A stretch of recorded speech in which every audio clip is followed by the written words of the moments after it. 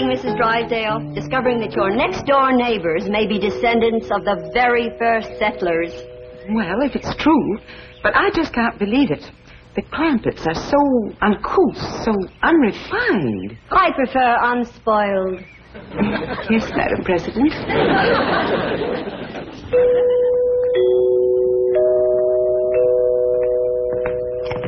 Yes, Ro? Did you ask your teacher over to Pot School about that music like I told you?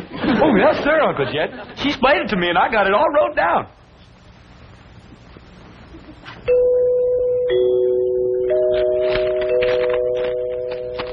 First of all, that there music is what you call chimes. Them's holler tubes that makes ringing sounds when struck by a plunger or striker. Say. Oh, yes, sir. Now then, there's a reason why them chimes only ring when somebody comes to the door. Like as if there was a lookout up on the roof of watch. That's right. You see, there is a little button, and pushing that button makes that plunger hit them chimes. Doggy. So whilst you go ahead and go to the door, I'm going up on the roof and catch that rascal that's pushing that button.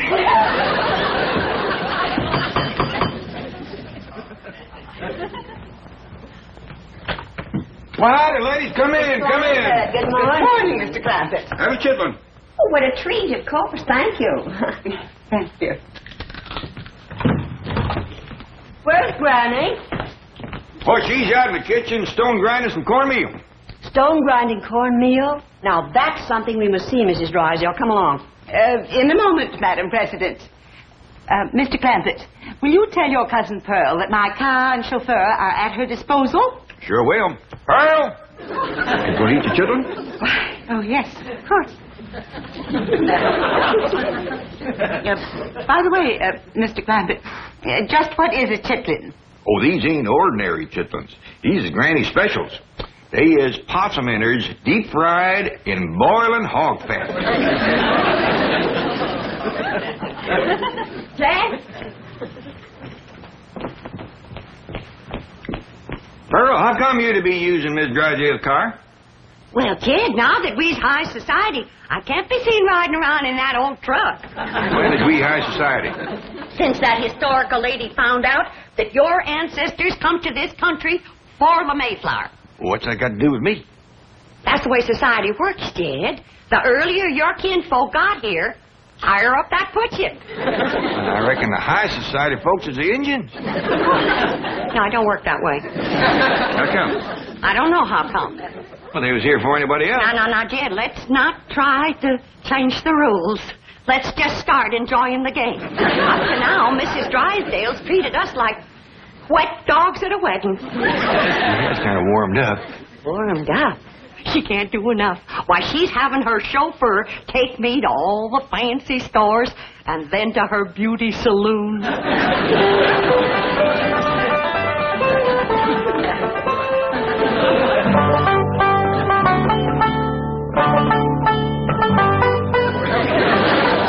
I'm certain there must be an easier way to grind corn.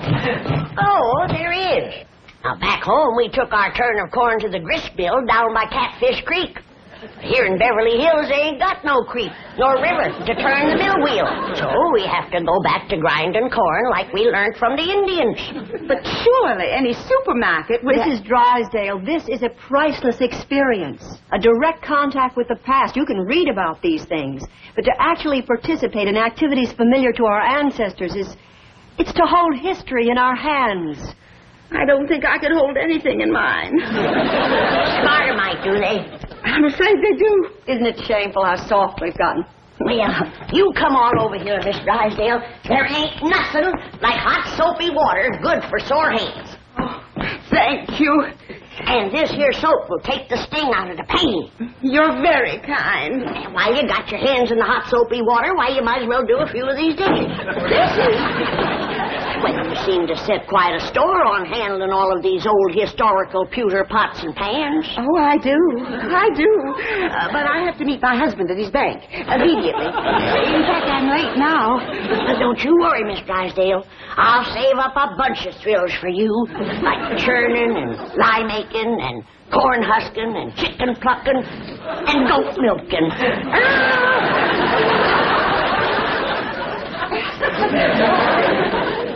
My days! She does enjoy it. Did you see her run so she could hurry back? Now, whose idea was the 2 baby goats? Ellie Mae's. If I didn't know. I declare, girl, you are the limit when it comes to dragging home critters. All I sent you for was a couple of chickens and a milking goat for Granny. I know, Pa, but these little rascals cried something awful when we commenced to taking their ma away from them. Oh, dear, I forgot that Pearl has my car. Oh, Miss Drysdale, is someplace you gotta go? Yes, to the bank to see Milburn. I'll call a cab. Oh, no, that'd be downright unneighborly of us to let you do that. Well, Jethro and Ellie Mae can drive you down there. Sure will. In this truck? One good turn deserves another. After all, you let Pearl take your car. Oh, yeah, you can have the backseat all to yourself, Miss I'm Drysdale. terrible. Hurry. I better call a bus. Ain't nobody can get you there faster than we can, Miss Drysdale. Don't worry, Miss Drysdale. This hickory bench is tied on good and tight. Yeah, but Here, Mrs. Drysdale, you can hold that little fella so he won't bother me when I drive. Now, remember, she's in a hurry, but drive careful, Jethro. I think I better not go with you.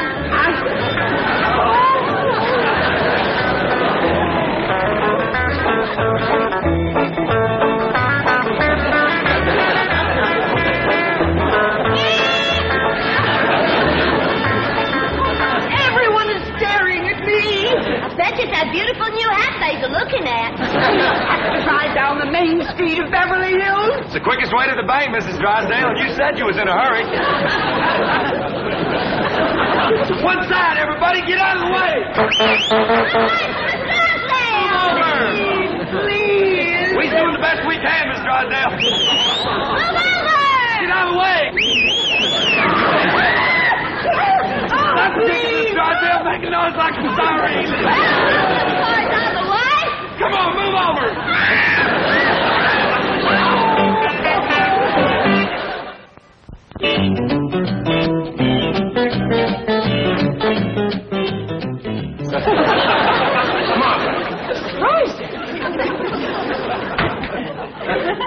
Did you come through the bank in this condition?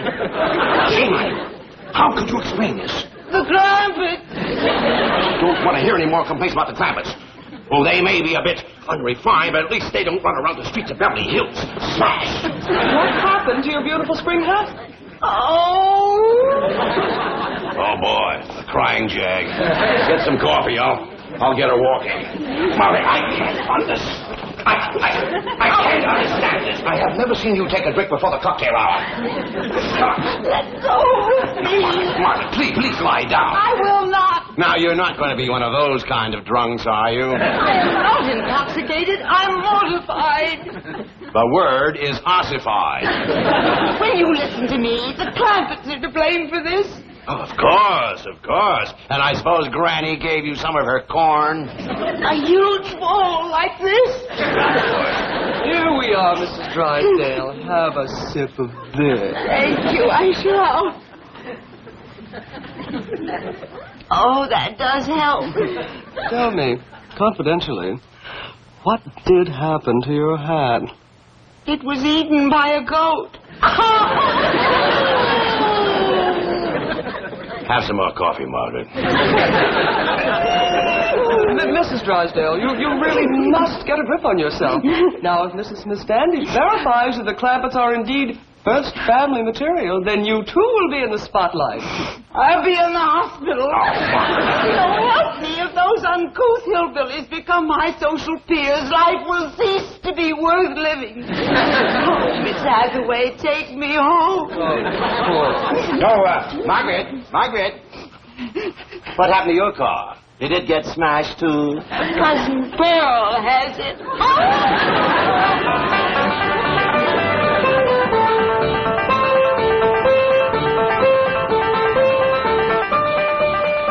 You get Miss Drysdale down to the bank all right? Sure did, Uncle Jed. We got the goat tied out back in the kitchen. Granny Milky yet? Nope, she's saving her for Mrs. Drysdale. Take us out to the kitchen. Miss Smith-Standish wants to look at them old things in there. Okay, Uncle Jed.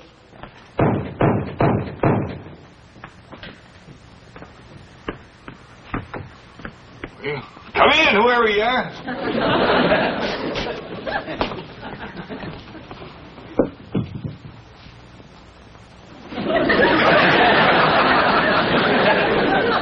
Bonjour, Jade. Who are you? Pearl, s'il vous plaît. Pearl who? Your cousin. What did you do at that beauty saloon? That's salon, s'il vous plaît. And they made me glamorous. You ruined your hair. You took out all the color in the curl, too. This ain't my hair. This is what you call a flatter wig. All them high society women is wearing them now. How come? Ain't they got no hair of their own? Of course they have. But variety is the spice of life. See who play. What's that see who play? I thought you'd never ask. That's our French. What does it mean? I don't know. But all them society women in the beauty salon kept a saying it to the fellas that was fixing their hair. Jed, we gotta learn us some French if we're gonna be in high society. Mr. Chauffeur, you may go, s'il vous plaît. Very good, madam. Good day, sir. Yes, sir. Sure is, if it don't rain. That's the way to live. A big limousine and a livered chauffeur. And then folks just know you's high society. All you gotta do is say a few of them French words, and they go to bowing and scraping all over the place. What's all this stuff? Them surprises for everybody. High society surprises. You ain't getting me in one of them wigs. Uncle Jed, Granny wants... Bonjour, monsieur. Who's she? I'm your ma. S'il vous plaît, that's called. Ma? Where'd you learn how to speak Italian? Hey, Granny! Ellie Mae! Come look at Ma. She fell head first in a flour barrel. We got our work cut out for us, making high society out of that one. You can see who play that again.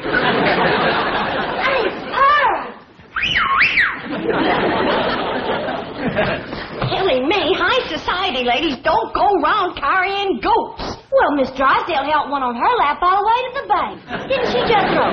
Oh, yeah. What's all the commotion in here? Looky yonder at glamorous Cousin Pearl.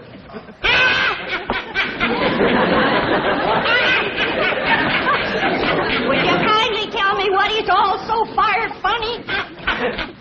You wouldn't know a high society woman if you'd see one. Well, I sure don't see one around here.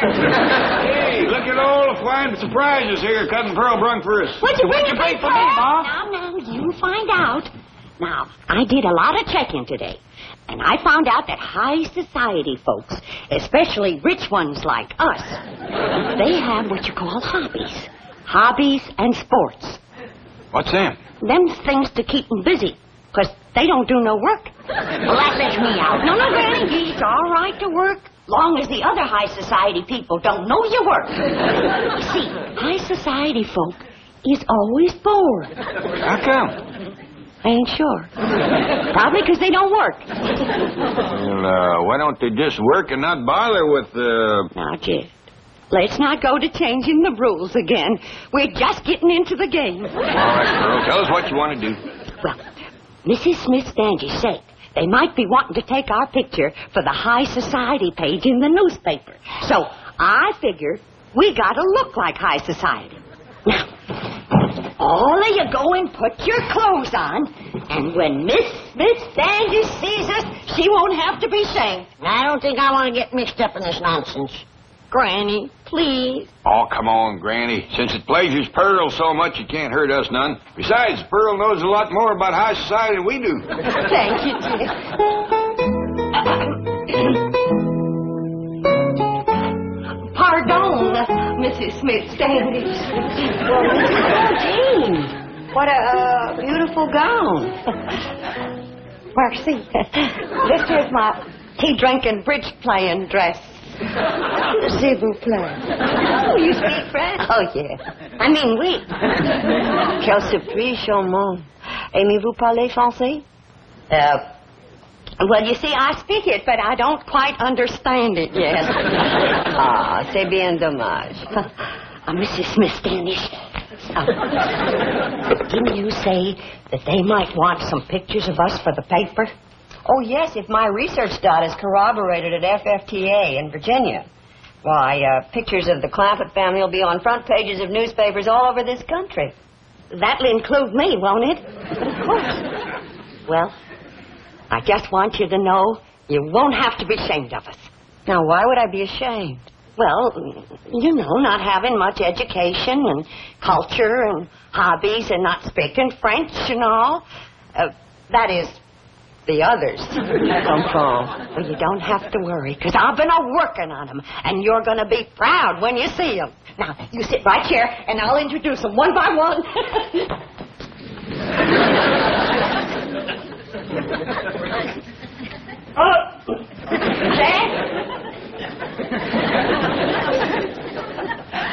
Mrs. Smith-Standish, it gives me great pleasure to present my blood cousin, that international millionaire and high society sportsman, Mr. J.D. Clampett.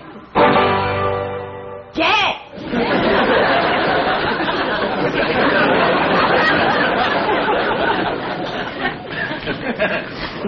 Do something, Jed. Polo first. I don't know how you pole. I feel like a named fool. Look at this thing. I don't know whether you snare them or knock them off trees. You go and sit over there, Jed. We'll be drinking tea and playing bridge directly. Granny, you're next. And now it gives me great pleasure to present that famous high society dowager and international sportswoman, Granny, whose favorite hobby is big game hunting in darkest Africa.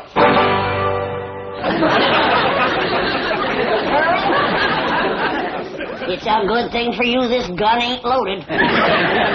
Granny, you go on over there and sit down, and we're going to have tea and bridge. Now, those of us who is high society knows there just ain't nothing more cultured than ballet dancing. And so it gives me great pleasure to present them wealthy, bored, international young'uns whose favorite hobby is ballet dancing, Ellie Mae and Jethro. How beautiful. That's only half. Come on out, Jethro. I ain't gonna do it. Jethro, come on out. I don't want to, Ma. You look fine. You're just dripping culture.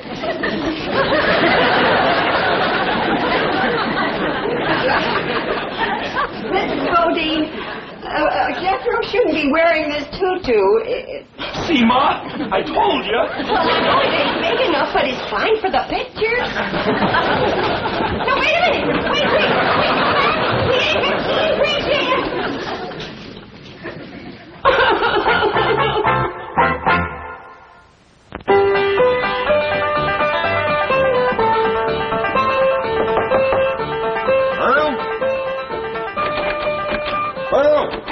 Pearl? Go away. Oh, Pearl, come on out. Don't sit in there and sulk.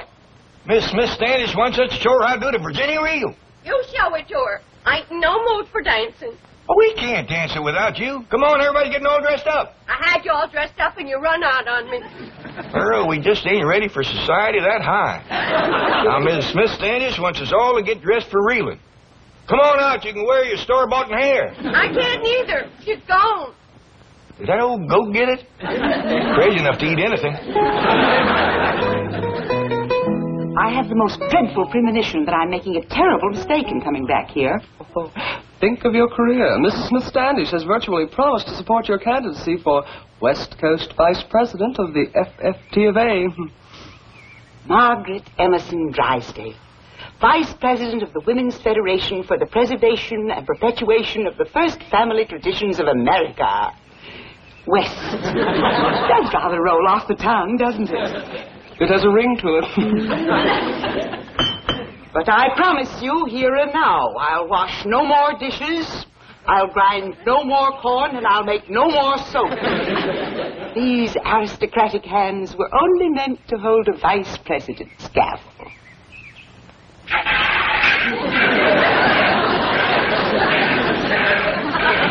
Oh, you're doing beautifully, Mrs. Drysdale. I'm proud of you. You sure got the hands for it, ain't you? Miss Drysdale, your husband's here. He's going to dance with us. Thank goodness. Oh, my hands. My hands. They'll never be the same again. There's nothing like milking a goat to pretty the hands. Come on, Granny. We're getting ready for the Virginia reel. I'll fetch your lap organ in for you. Oh, Mrs. Drysdale, have you seen this priceless antique lap organ? Oh, so that's what it is. I mean, it's marvelous.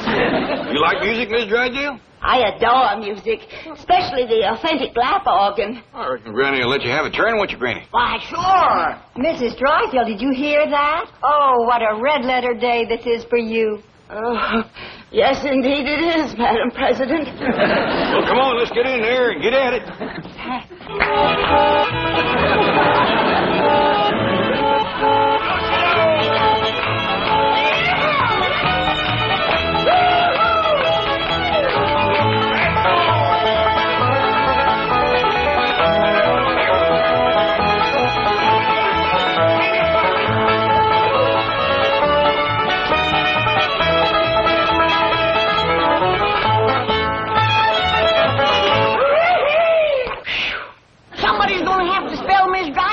She's all pumped out. Mrs. Smith-Standish, and what is the telephone? Long distance from Virginia. Oh, that's headquarters.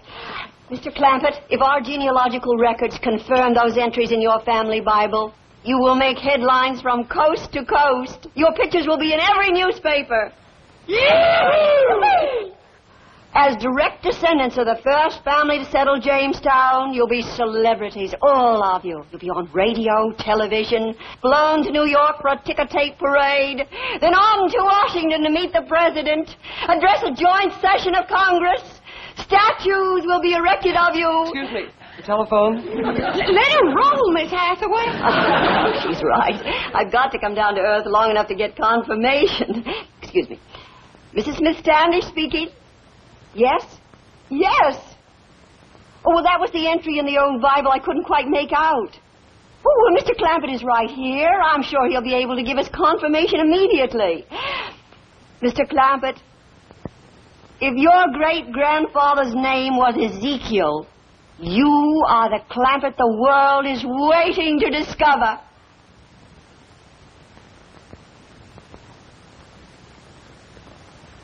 Well, now, I kind of hate to disappoint you, ma'am, but his name was Jeremiah.